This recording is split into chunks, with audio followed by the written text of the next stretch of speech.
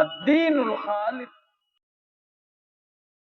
إن الحمد لله نحمده ونستعينه ونستغفره ونؤمن به ونتوكل عليه ونعوذ بالله من شرور أنفسنا ومن سيئات أعمالنا. من يهده الله فلا مضل له ومن يضلل فلا هادي له، وأشهد أن لا إله إلا الله وحده لا شريك له، وأشهد أن محمدا عبده ورسوله أرسله بالحق بشيرا ونذيرا بين يدي الساعة. من يطع الله ورسوله فقد رشد، ومن يعصهما فإنه لا يضل إلا نفسه ولا يضل الله شيئا. أما بعد، فإن خير الحديث كتاب الله، وخير الهدي هدي محمد صلى الله عليه وسلم، وشر الأمور محدثاتها، وكل محدثة بدعة، وكل بدعة ضلالة، وكل ضلالة في النار. فأعوذ بالله السميع العليم من الشيطان الرجيم. بسم الله الرحمن الرحيم. قاف والقرآن المجيد بل عجبوا أن جاءهم منذر منهم فقال الكافرون هذا شيء عجيب. أإذا متنا وكنا ترابا ذلك رجع بعيد. قد علمنا ما تنقص الأرض منهم وعندنا كتاب حفيظ. بل كذبوا بالحق لما جاءهم فهم في أمر مريج. أفلم ينظروا إلى السماء فوقهم كيف بنيناها وزيناها وما لها من فروج. والأرض مددناها وألقينا فيها رواسي وأنبتنا فيها من كل زوج بهيج. تبصرة وذكرى لكل عبد منيب. ونزلنا من السماء ماء مباركا فأنبتنا به جنات وحب الحصيد. والنخل باسقات لها طلع نضيد رزقا للعباد وأحيينا به بلدة ميتا كذلك الخروج. وقال جل وعلا ما أصاب من مصيبة إلا بإذن الله ومن يؤمن بالله يهد قلبه والله بكل شيء عليم. محترم بزرگوں، نوجوان ساتھیوں، عزیز ماں اور بہنوں، یہ زندگی جسے ہم گزارتے ہیں یہ آزمائشوں کا سمندر ہے. کبھی کسی کو اللہ سبحانہ و تعالی کچھ دے کر آزماتا ہے، اور کبھی رب ذوالجلال کسی سے کچھ لے کر آزماتا ہے. بس کہیں صبر کی آزمائش ہے اور کہیں شکر کی آزمائش ہے. جب نظام الہی کچھ اس طرح ہے تو اس دنیا میں زندگی گزارنے والوں میں ایک ایسا مسلمان ہی چین و سکون کی سانسیں لے سکتا ہے جس کا اس بات پر پختہ یقین ہو، مکمل ایمان و عقیدہ ہو کہ اس کائنات میں جو کچھ ہو رہا ہے، اس زندگی میں جو کچھ اتھل پتھل ہے، کسی کو اللہ رب العزت والجلال غلبہ دے رہا ہے، کسی کو اس دنیا میں ذلت کی زندگی مل رہی ہے، اس کا ان سارے چیزوں پر یقین ہوتا ہے کہ یہ سب کچھ اللہ رب العزت والجلال کی طرف سے ہے. بلکہ دوسرے لفظوں میں ہم یہ کہیں کہ اس دنیا میں وہی مسلمان چین و سکون کی سانسیں لے سکتا ہے جس کا قضا و قدر پر اور تقدیر پر مکمل ایمان ہو، اس کا اس بات پر عقیدہ اور ایمان ہو کہ اللہ رب العزت والجلال نے اس کائنات کو برپا کرنے سے پہلے، انسانوں کی تخلیق سے بہت پہلے، غرض کہ آسمانوں و زمین کی پیدائش سے پہلے ہی سارے مخلوقات کی تقدیر لکھ دی تھی، اور اس کا اس بات پر بھی یقین ہو کہ اللہ سبحانہ و تعالیٰ کے یہاں یہ سب ایک مکمل علم کے تحت تھا، اور ان سارے چیزوں کا علم اللہ کو اس کے وجود سے پہلے ہی تھا۔ جو کچھ ہو رہا ہے اس کا علم پہلے ہی اللہ سبحانہ و تعالیٰ کو تھا کہ یہ ساری چیزیں ہوں گی اس دنیا میں۔ تو ایک مسلمان ہونے کی حیثیت سے ہمارا اس بات پر پختہ یقین ہونا چاہیے کہ قضا و قدر جہاں ہمارے ایمان کا ایک رکن ہے، وہی ہمارے زندگی میں چین و سکون کے لیے اس پر ایمان ایک بہت ہی ضروری شے ہے۔ اللہ رب العزت والجلال نے ارشاد فرمایا کہ اِنَّا كُلَّ شَيْءٍ خَلَقْنَاهُ بِقَدَرٍ وَمَا أَمْرُنَا إِلَّا وَاحِدَةٌ كَلَمْحٍ بِالْبَصَرِ، کہ ہر چیز کو ہم نے تقدیر کے ساتھ بنائے، اندازے سے ہم نے بنائے، سب کچھ ایک مکمل پلاننگ کے تحت ہے۔ ایسا نہیں کہ یہ ساری چیزیں عشوائی طور سے اور ایسے ہی واقع ہو رہی ہے، اور ہمارا حکم تو ایسا ہے جیسے آنکھ کا جھپکنا یا اس سے کم۔ تو اللہ رب العزت والجلال کی یہ ساری چیزیں لکھی ہوئی ہے، اور یہ بڑی معمولی چیزیں ہیں۔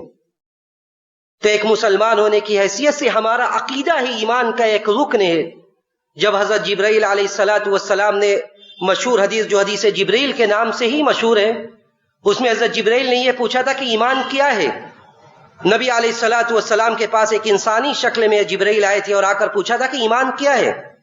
تو آپ نے ایمان کے ارکان کو گناتے ہوئے آپ نے یہ بھی کہا کہ الایمان ان تؤمن بالقدر خیرہ وشرہ، کہ ایمان یہ بھی ہے کہ آپ اچھی اور بری تقدیر پر ایمان رکھیں۔ جبرائیل نے کہا کہ صدق، آپ سچ کہہ رہے ہیں کہ ایمان کا ایک حصہ یہ بھی ہے کہ آدمی اچھی اور بری تقدیر پر بھی ایمان رکھے۔ یہ تقدیر پر ایمان کے کئی مراتب ہیں۔ سب سے پہلا مرتبہ یہ کہ انسان اس بات کا عقیدہ رکھے کہ اللہ کو سارے چیزوں کا علم تھا، جو کچھ ہو رہا ہے یہ پہلے ہی سے علم تھا اللہ کو۔ تقدیر پر ایمان کا دوسرا مرتبہ یہ کہ اللہ کا نے جو چیزوں کا علم تھا اور جو چیزیں واقع ہو رہی ہے ان ساری چیزوں کو اللہ نے لکھنے کا حکم دیا۔ اور تیسرا اس کا درجہ یہ ہے کہ انسان یہ بھی یقین رکھے جو کچھ ہو رہا ہے یہ اللہ کی مشیت سے ہو رہا ہے۔ اللہ کی مشیت کے بغیر کچھ اس دنیا میں نہیں ہو رہا ہے۔ اللہ اگر نہ چاہے تو کچھ نہیں ہو سکتا ہے، اور اللہ کی مشیت میں کسی بھی طرح کی کوئی تبدیلی نہیں ہے۔ اور چوتھی بات یہ ہے کہ اللہ ہی سارے افعال کا خالق ہے۔ جو کچھ عمل اس دنیا میں ہو رہا ہے اس کا خالق اللہ ہے۔ جو انسان سے عمل کا صدور ہو رہا ہے اس کا بھی خالق اللہ ہے۔ امام بخاری کی اس پر کتاب خلق و افعال العباد، کہ بندوں کے افعال کو پیدا کرنے والا یہ بھی اللہ ہے۔ تو یہ تقدیر پر مراتب ہے۔ اور امام طحاوی نے جب عقیدہ کی کتاب لکھی اور سلف کے عقیدے کو بیان کیا تو امام طحاوی نے دو ٹوک یہ بات کہی کہ وَنُؤْمِنُ بِاللَّوْحِ وَالْقَلَمِ وَبِجَمِيعِ مَا فِيهِ قَدْ رُقِمَ، کہ ہم لوح و قلم پر ایمان رکھتے ہیں اور جو کچھ قلم سے لکھا گیا ان سارے چیزوں پر ہم ایمان رکھتے ہیں۔ حضرت عبادہ بن صامت رضی اللہ تعالیٰ عنہ جلیل القدر صحابی، ان کا آخری وقت آتا ہے، ان کے بیٹے کہتے ہیں کہ یا ابتہ اوصنی، اے ابا جان کچھ نصیحت کر دیجئے۔ امام نسائی نے اپنی کتاب میں اس روایت کو ذکر کیا ہے۔ عبادہ بن صامت کہتے ہیں اپنے لڑکوں سے کہ اجلسونی، بیٹھاؤ مجھے تاکہ میں نصیحت کروں کچھ۔ بیٹھاتے ہیں تو وہ کہتے ہیں حضرت عبادہ بن صامت رضی اللہ تعالیٰ عنہ کہ ایک انسان لا تذوق طعم الایمان حتی تؤمن بالقدر خیرہ وشرہ، ایک انسان اس وقت تک ایمان کی چاشنی اور حلاوت کو محسوس نہیں کر سکتا جب تک کہ وہ اچھی اور بری تقدیر پر ایمان نہ رکھے۔ تو لڑکے کے ذہن میں سوال آیا، بچوں کے ذہن میں، کہ یا اباتا کیف لی ان اعلم، کیسے ہمیں یہ پتہ چلے گا کہ یہ قضا و قدر کی اچھائی اور برائی کیا ہے، کیسے ہمیں یہ بات پتہ چلے گی؟ اور عبادہ بن صامت رضی اللہ تعالیٰ عنہ نے کہا ایک بات، اور کہا کہ یہ بات یقین رکھو کہ ما اخطأک لم یکن لیصیبک، یہ تم جان رکھو کہ جو غلطی تم سے ہو گئی وہ صحیح نہیں ہونے والی تھی، جو غلطی تم سے ہو گئی اس پر پھر اگر مگر چوں چرا کچھ نہیں، جو غلطی ہو گئی وہ ویسے ہی تھا۔ وما اصابک لم یکن لیخطئک، اور جو درست کام تم نے کیا وہ غلط نہیں ہونے والا تھا، وہ اللہ کی توفیق سے اور اس کی مشیت سے ہوا وہ غلط نہیں ہونے والا تھا۔ اس کے بعد عبادہ بن صامت رضی اللہ تعالیٰ عنہ نے ایک حدیث بیان کی اور کہا کہ میں نے نبی علیہ الصلوۃ والسلام کو یہ فرماتے ہوئے سنا کہ اللہ کے نبی صلی اللہ علیہ وسلم نے فرمایا کہ ان اول ما خلق اللہ القلم، کہ سب سے پہلے اللہ سبحانہ و تعالیٰ نے قلم کو پیدا کیا اور قلم سے کہا کہ اکتب، قلم سے یہ حکم دیا گیا کہ اکتب، جو کچھ ہونے والا ہے سب لکھو۔ عبادہ بن صامت کہتے ہیں کہ نبی علیہ الصلوۃ والسلام نے کہا کہ فجرا فی تلک الساعہ، فجرا فی تلک الساعۃ بما هو کائن الی یوم القیامہ، تو جب اللہ نے کہا کہ لکھو تو اس نے سب کچھ لکھ دیا جو کچھ قیامت تک ہونے والا تھا۔ قلم کا جب ذکر آتا ہے حدیث کی کتابوں میں تو اس سے 4 قلم مراد ہوتی ہے، ایسا نہیں کہ ایک قلم ہے۔ ایک قلم وہ ہے جو کرامن کاتبین کے ہاتھ میں، جو ہمارے کاندھوں پر ہے، جو سب کچھ ہمارے کرتوت نوٹ کر رہا ہے۔ ایک قلم وہ تھی کہ جب اللہ نے فرشتوں کو بھیجا، جب انسان رحم مادر میں استقرار پاتا ہے، حمل استقرار پاتا ہے، اور 4 مہینوں کے بعد جب فرشتوں کو بھیجا جاتا ہے تو اس کے ہاتھ میں بھی ایک قلم ہوتی ہے، وہ بھی لکھتا ہے۔ فیؤمر باربع کلمات، 4 چیزوں کے لکھنے کا حکم اسے بھی دیا جاتا ہے۔ بکتب اجلہ ورزقہ، یہ لکھ دیا جاتا ہے کہ اس کی زندگی کے ایام کتنے ہیں، اس کے رزق کی روٹیاں کتنی ہیں، وشقی وسعید، اور یہ بھی لکھ دیا جاتا ہے کہ یہ نیک بختی اور سعادت کی زندگی گزارے گا یا یہ بدبخت بن کر اس دنیا میں زندگی گزارے گا۔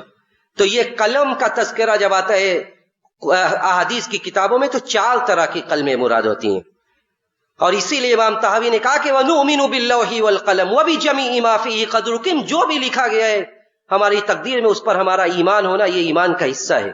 تو قضاء و قدر پر ایمان جہاں ایمان کا رکن ہے، وہیں یہ زندگی میں جب اتار چڑھاؤ آتا ہے، پریشان ہوتا ہے انسان، تو یہ سلف کا عقیدہ ہے کہ یتسلی بہ فی الشدائد، کہ شدائد اور مشکلات کے وقت اس سے تسلی حاصل کی جاتی ہے۔ ایک مسلمان یہ کہتا ہے کہ یہ تو قضاء و قدر میں تھا، یہ تقدیر تھی اور وہ تبدیل نہیں ہونے والی تھی۔ لا تبدیل لکلمات اللہ، اللہ کے فیصلوں میں تبدیلی نہیں ہونے والی، اور اللہ سب جان رہا ہے۔ الا یعلم من خلق وهو اللطیف الخبیر، جس نے پیدا کیا اسے نہیں پتا ہے کہ اس دنیا میں کیا ہو رہا ہے، وہ تو باریک بھی ہے، وہ باخبر ہے، سب اسے پتا ہے۔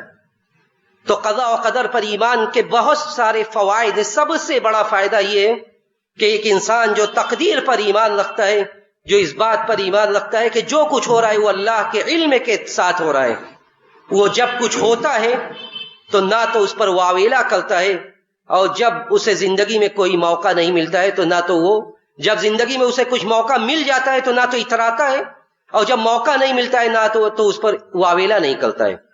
اللہ رب العزت والجلال نے یہی بات ذکر کی اور فرمایا کہ ما اصاب من مصیبت فی الارض ولا فی انفسکم الا فی کتاب من قبل ان نبرأها ان ذلک علی اللہ یسیر، کہ جو بھی مصائب و مشکلات آج پہنچ رہی ہے یہ سب لکھی جا چکی تھی۔ ان اللہ کتب مقادیر الخلق قبل ان یخلق السماوات والارض ب50 الف سنہ، اللہ نے مخلوقات کی تقدیر کو لکھ دیا تھا آسمان و زمین کے پیدائش سے 50,000 سال پہلے۔ تو جو بھی آج پر مصیبت اور مصائب و مشکلات پہنچ رہے ہیں یہ ساری چیزیں لکھی جا چکی تھی۔ ان ذلک علی اللہ یسیر، یہ اللہ پر بہت آسان تھا۔ اور کیوں لکھی گئی تھی؟ لکی لا تعسوا علی ما فاتکم ولا تفرحوا بما آتاکم، تاکہ تم جو چیزیں چھوٹ جائیں، جو نہ ملے، اس سے سوچ کر تم واویلا مت کرو، غم میں نہ مبتلا ہو، اور جب کوئی چیز مل جائے تو تم اتراؤ مت۔ اللہ سبحانہ و تعالیٰ اترانے والوں کو پسند نہیں کرتا، اللہ سبحانہ و تعالیٰ اترانے والوں کو پسند نہیں کرتا۔ تو قضاء و قدر پر ایمان کا سب سے پہلا فائدہ یہ کہ جب کچھ مل جائے تو آدمی اترائے نہ، اور جب نہ ملے تو واویلا نہ کرے۔ دوسرا قضاء و قدر پر ایمان کا فائدہ یہ ہے کہ ایک انسان جو تقدیر پر ایمان رکھتا ہے اس کا اس بات پر یقین کامل ہوتا ہے کہ آج اگر کچھ نہیں مل رہا ہے، آج اگر حالات سازگار نہیں ہیں، تو اسے اس بات کا یقین ہے اور وہ اس حالت پر راضی ہے۔ الرضا والیقین بالعوض، وہ اس پر راضی ہوتا ہے کہ اگر آج نہیں ہے تو کل اس کا بدلہ ملے گا، اور اچھا بدلہ ملے گا، کل اس کا بدلہ ملے گا اور اس سے بہتر ماحول پیدا ہوگا۔ اور جو آیت میں نے پڑھی اللہ رب العزت والجلال نے سورہ تغابن کی اس آیت میں جو بات کہی کہ ما اصاب من مصیبت الا باذن اللہ ومن یؤمن باللہ یہدی قلبہ، کہ جو مصیبت پہنچے وہ اللہ کی اجازت سے، اور جو اللہ پر ایمان رکھتا ہے یہدی قلبہ، اللہ سبحانہ و تعالیٰ اس کے دل کو ہدایت دے دیتا ہے۔ علامہ ابن کثیر نے اپنی تفسیر میں بڑی عمدہ بات کہی اس آیت کی تفسیر میں، اور انہوں نے کہا کہ من اصابتہ مصیبت فعلم انہ من قضاء اللہ وقدرہ، جب کسی کو کوئی مصیبت پہنچتی ہے اور وہ یہ جانتا ہے اور اسے یہ یقین ہوتا ہے کہ اللہ یہ مصیبت اللہ کی طرف سے، فصبر واحتسب واستسلم لقضاء اللہ وقدرہ حد اللہ قلبہ، جب اسے یہ پتا ہوتا ہے کہ اللہ کی طرف سے تو وہ صبر کرتا ہے، ثواب کی امید رکھتا ہے، حد اللہ قلبہ، تو اللہ رب العزت والجلال اس کے دل کو ہدایت دے دیتا ہے۔ فعوضہ اللہ رب العزت والجلال اس کی تعویذ دیتا ہے، بہتر بدلہ دیتا ہے۔ کیا بدلہ دیتا ہے؟ حد اللہ فی قلبہ واستقامۃ فی دینہ، اس کے دل کو ہدایت پر لگا دیتا ہے، اس کے دین کے معاملوں میں اسے مستقیم بنا دیتا ہے، استقامت کی راہ پر اسے لگا دیتا ہے۔ اور سب سے بڑی بات یہ کہ وقد یخلف اما اخذ منہ او خیرا منہ، یا اللہ رب العزت والجلال بسا اوقات جو لیتا ہے، جو حالات آج سازگار نہیں ہے، مستقبل میں اس سے بہتر حالت اس کے لیے پیدا کر دیتا ہے، اور جو چیزیں چھینی جا رہی ہے آج، مستقبل میں وہ چیز اس سے بہتر شکل میں ہمارے ہاتھوں میں ہوگی انشاءاللہ۔ جو چیزیں آج ہمارے حقوق اور ہمارے جو حق ہے اس سے لیا جا رہا ہے، مستقبل میں اگر ہم اللہ کے دین پر ثابت قدمی کا مظاہرہ کریں گے تو یہدی قلبہ، اللہ رب العزت والجلال دل کو ہدایت دے دے گا، اور دل کی ہدایت وہ چیز ہے کہ یہ دنیا تو آنی جانی ہے، اس دنیا میں اقتدار اور اس دنیا کی چیزیں تو آ جا رہی ہے، لیکن اگر دل میں استقامت مل گئی تو اس دنیا کے سارے مصائب و مشکلات کو جھیلنا بہت آسان ہو جائے۔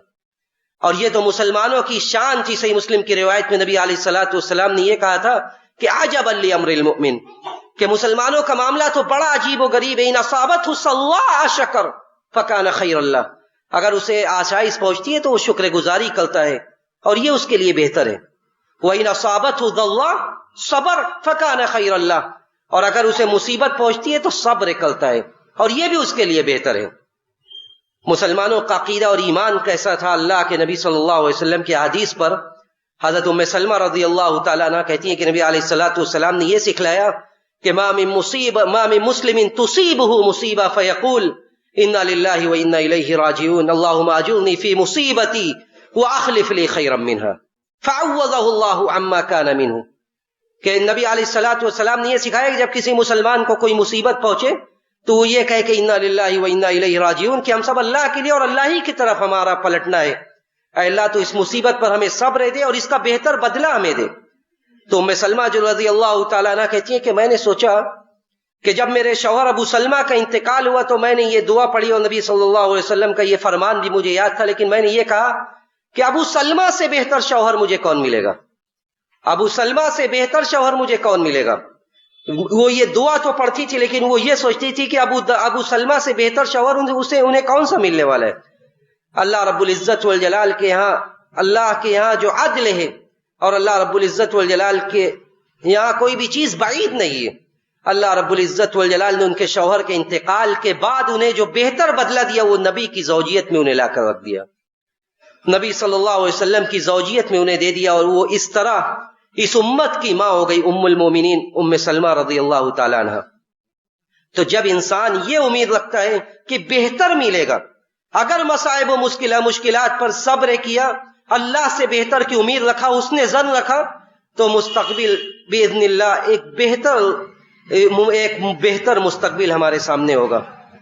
تو قضاء و قدر پر ایمان کا ایک دوسرا فائدہ یہ بھی ہے کہ انسان یہ سوچتا ہے کہ جو بھی مصیبت اگر پہنچ رہی ہے، اگر ساری دنیا مل کر کسی انسان کو، کسی مسلمان کو مصیبت پہنچانے کے در پہ ہو جائے تو اسے صرف اتنی ہی مصیبت پہنچ سکتی ہے جتنی اللہ نے اس کے لیے مقدر کر دی ہے۔ سارے اول و آخر اگر مل کر پوری دنیا اگر اسلام اور مسلمانوں کی دشمن بن کر مسلمانوں کے ایذا رسانی کے در پہ ہو جائے تو وہ اتنی ہی تکلیف پہنچا سکتی ہے جتنی اللہ نے لکھی ہے۔ اور یہ دین کی بڑی بیسک بات ہے۔ حضرت عبداللہ ابن عباس جو شباب صحابہ میں سے تھے، کم عمر صحابی تھے، حضرت عبداللہ ابن عباس کو نبی علیہ الصلوۃ والسلام نے یہی بات سکھلائی تھی، اور ترمذی کی لمبی روایت ہے، اس میں حضرت عبداللہ ابن عباس سے نبی علیہ الصلوۃ والسلام نے ایک جملہ یہ کہا تھا کہ وَعْلَمْ، یہ اے بیٹے، اے غلام، یہ یقین رکھو کہ لو اجتمعت الامت علی ان ينفعوک بشیء لم ينفعوک بشیء الا قد كتبہ اللہ لک. اے بیٹے یہ یقین رکھو کہ اگر پوری امت جمع ہو جائے کہ تمہیں کوئی فائدہ پہنچا دے تو تمہیں فائدہ وہی پہنچنے والا ہے جو اللہ نے تمہارے لیے لکھ دیا ہے. تمہیں فائدہ وہی پہنچنے والا ہے جو اللہ نے تمہارے لیے لکھ دیا ہے. اس لیے رشتہ کہاں ہونا چاہیے؟ رشتہ مسبب الاسباب سے رشتہ جڑنا چاہیے، جو سبب کو پیدا کرنے والا ہے، جو حالات کو سدھارنے والا ہے، اپنا دل اس سے جوڑنے کی ضرورت ہے. اور حضرت عبداللہ ابن عباس سے نبی علیہ الصلوۃ والسلام نے یہ بھی کہا تھا وَعْلَمْ أَنَّ الْأُمَّةَ لَوْ اجْتَمَعَتْ عَلَىٰ أَن يَضُرُّوكَ بِشَيْءٍ لَمْ يَضُرُّوكَ إِلَّا بِشَيْءٍ قَدْ كَتَبَهُ اللَّهُ عَلَيْكَ. اے بیٹے یہ بھی یقین رکھو کہ اگر پوری امت، پوری دنیا تمہارے ایذا کے در پہ ہو جائے، تمہیں تکلیف پہنچانے کے لیے کوشاں ہو جائے، کوششیں کرنے لگے، تو وہ صرف تمہیں اتنی ہی تکلیف پہنچا سکتی ہے جتنی اللہ نے تمہارے لیے لکھ دیا ہے. رفعت الاقلام وجفت الصحف، قلم اٹھا لی گئی، اب اس میں کچھ تبدیلی نہیں ہو سکتی، صحیفے سوکھ گئے ہیں. یہ دنیا اگر پوری دنیا مل کر اسلام و مسلمانوں کے خلاف ہو جائے تو اتنی ہی تکلیف پہنچ سکتی ہے جتنی اللہ نے لکھ دی ہے.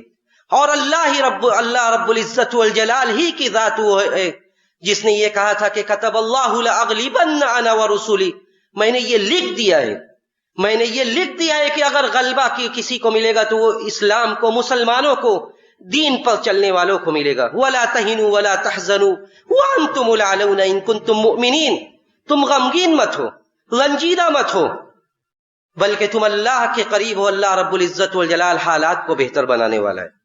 تو قضاء و قدر پر ایمان کا ایک فائدہ یہ بھی ہے کہ آدمی کو جب کوئی تکلیف پہنچے تو وہ گھبرائے نہ، بے قرار نہ ہو، بلکہ مسلمان تو ہر حالات میں چین و سکون سے رہتے ہیں، اپنے رب سے قریب ہوتے ہیں، لیکن واویلا نہیں کرتے. اس لیے کہ اللہ رب العزت والجلال نے یہ کہا کہ مسلمانوں کے بارے میں یہ کہا کہ مسلمانوں کا عقیدہ یہ ہوتا ہے کہ وہ یہ کہتے ہیں کہ اللہ ہی ہمارا مولا ہے، هو مولانا وعلى الله فليتوكل المتوكلون.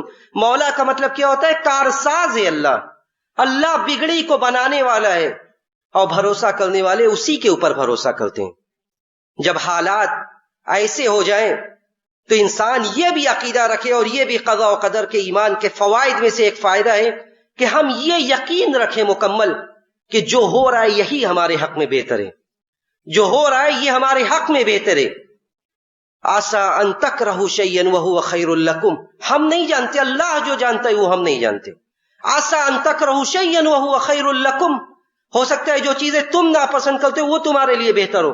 وعسا ان تحبوا شیئا وہو شر لکم، اور یہ بھی ہو سکتا ہے کہ جسے تم پسند کرتے ہو، تم چاہتے ہو یہ ہمارے لیے خیر ہوگا، یہ آدمی ہمارے لیے بھلائی کا باعث ہوگا، اور وہی تمہارے لیے مجرم بن جائے، وہی تمہارے لیے مضر بن جائے، نقصان دہ بن جائے، یہ ہمیں نہیں پتہ ہے.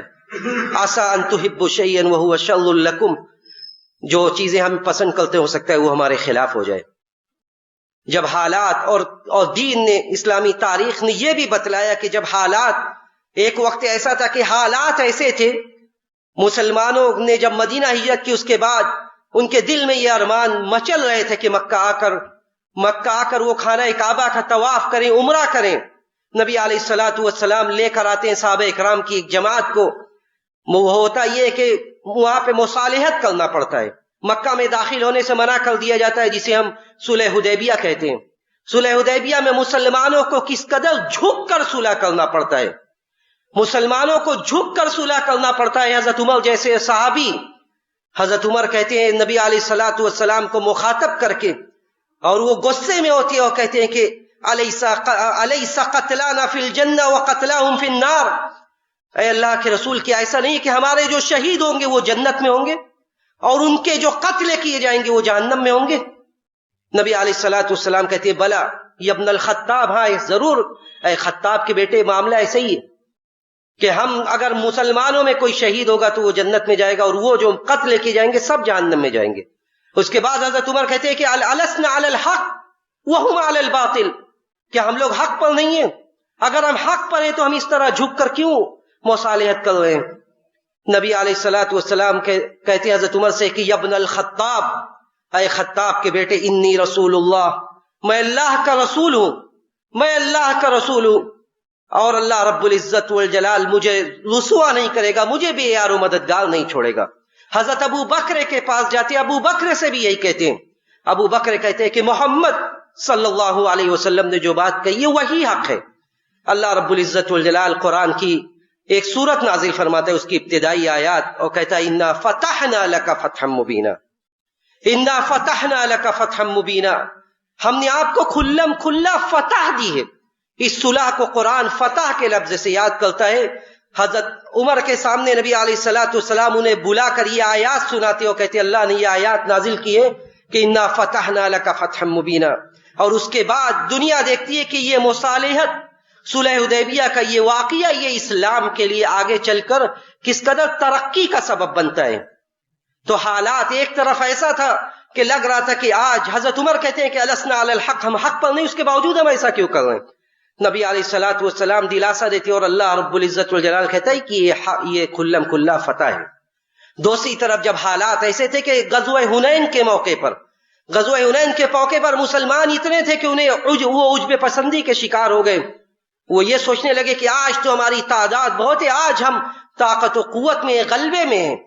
اللہ نے کہا کہ وَيَوْمَ حُنَيْنٍ إِذْ أَعْجَبَتْكُمْ كَثْرَتُكُمْ فَلَمْ تُغْنِ عَنْكُمْ شَيْئًا، کہ حنین کے دن جب تمہاری طاقت و قوت سے تم غرور میں آ گئے، فَلَمْ تُغْنِ عَنْكُمْ، تو یہ ساری چیزیں تمہیں کچھ بھی فائدہ نہیں پہنچا سکی۔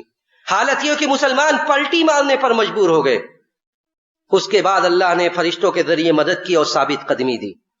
تو اللہ رب العزت والجلال یہ چاہتا ہے کہ ایک مسلمان کی زندگی کا یہی امتیاز ہے کہ وہ قضا و قدر پر ایمان رکھے، اپنے رب کے سامنے حالات کا رونا روئے، گڑ گڑائے، لیکن اس کا یہ اللہ سے حسن ظن ہو، قضا و قدر پر ایمان ہو، عقیدہ ہو۔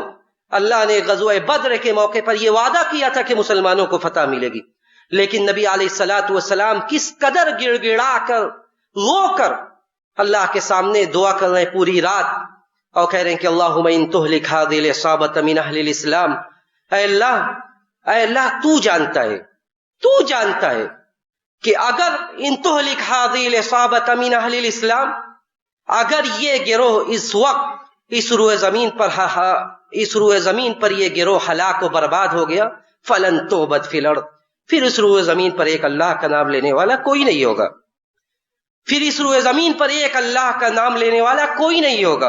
اتنا روتے ہیں، اتنا دعائیں کرتے ہیں کہ ابو بکر آ کر کہتے ہیں کہ کفا کا مناشدتک ربک، اے نبی آپ کا اپنے رب سے مناجات کرنا کافی ہو گیا، بس کیجیے۔ تو اللہ رب العزت والجلال یہ چاہتا ہے کہ ایک مسلمان اپنے رب سے قریب ہو۔ اللہ نے قضاء و قدر کو لکھ دیا، لیکن وَنَبْلُوكُمْ بِالشَّرِّ وَالْخَيْرِ فِتْنَةً وَإِلَيْنَا تُرْجَعُونَ، ہم خیر و شر کے ذریعے لوگوں کو آزماتے رہتے ہیں، ہم خیر و شر کے ذریعے آزماتے رہتے ہیں۔ کبھی آسانی ہوتی ہے تو آسانی میں انسان اپنے رب کو بھول نہ جائے، اسی لیے پھر اللہ رب العزت والجلال شر کے ذریعے آزماتا ہے، اور ہم سب کا اصل مستقر، اصل ماوا، اصل ٹھکانہ جنت ہے، وَإِلَيْنَا تُرْجَعُونَ، اور تم سب ہماری طرف لوٹائے جاؤ گے۔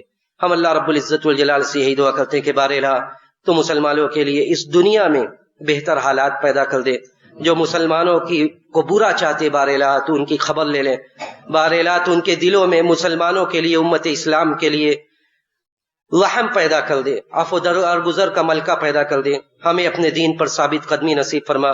بار الہ تو ہمارے حالات کو بہتر کر دے، ہمارے کاروبار کو بہتر کر دے، ہمارے مدارس و مساجد کی حفاظت فرما، ہمارے جان کا محافظ بن جا، ہمارے مال کا محافظ بن جا۔ بار الہ ہم میں جو بے روزگار ہیں تو انہیں برسر روزگار کر دے، جو برسر روزگار ہیں تو ان کے رزق میں ترقی نصیب فرما، ہمیں دین پر ثابت قدمی نصیب فرما۔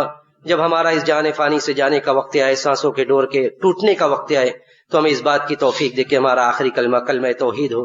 ربنا تقبل منا انك انت السميع العليم وتب علينا انك انت التواب الرحيم واخر دعوانا الحمد لله رب العالمين۔